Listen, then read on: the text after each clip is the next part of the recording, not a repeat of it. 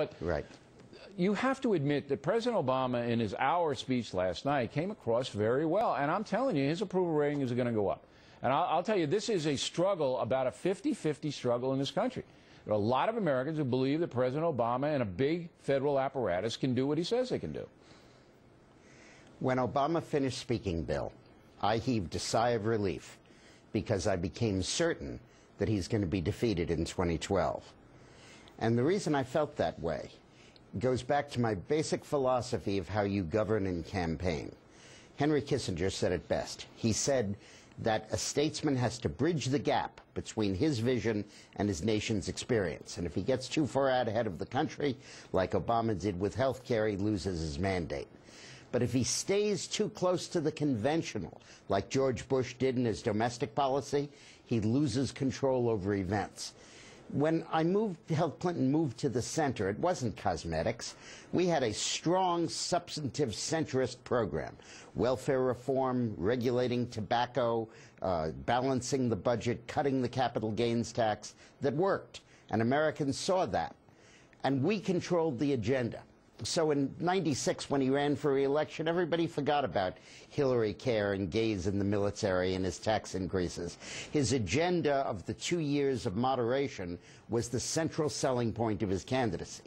Obama's speech is so vague and so general and so boilerplate and so much like every other State of the Union, it cannot possibly control the agenda. Nobody's going to storm the barricades for more R&D money. Wait a minute. And in the let meantime, me dissent the Republicans here, are going to control. Let me dissent here, Mark. We live in an age where perception is reality. Okay, I'll cede the point that the president didn't get up there and said, well, we're going to cut X amount of dollars because we know the federal deficit is dangerous and we know the debt is unsustainable. He didn't do that. He basically said, I'm going to spend more money, but I'm not going to spend it. I'm going to invest it.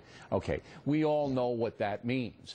But the way he did it so optimistically, with a high energy component, a yes, we can, we're going to win this, that will resonate among many people, Morris. It will. Yeah.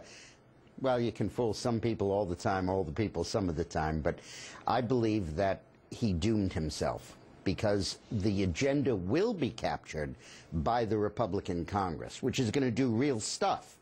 Big cuts in the budget, trying to defund Obamacare, blocking carbon tax, blocking bailouts of states.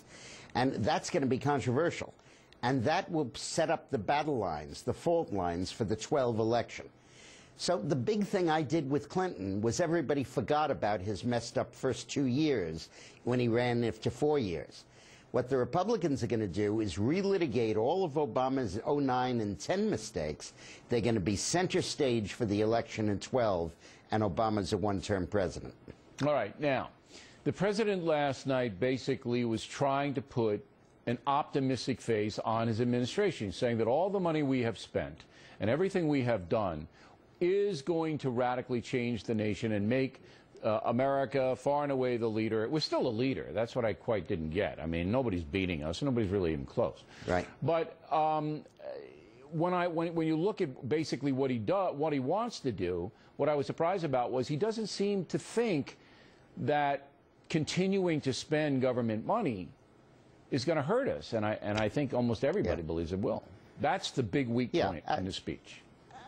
Absolutely. Everybody in the country understands that we need to cut spending, need to cut the deficit. And Ryan may have sounded less than yes, we can, but everybody knows what he said is true.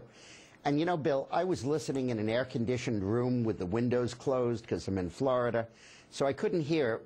Could you hear laughing in the street when he said he broke the back of the recession?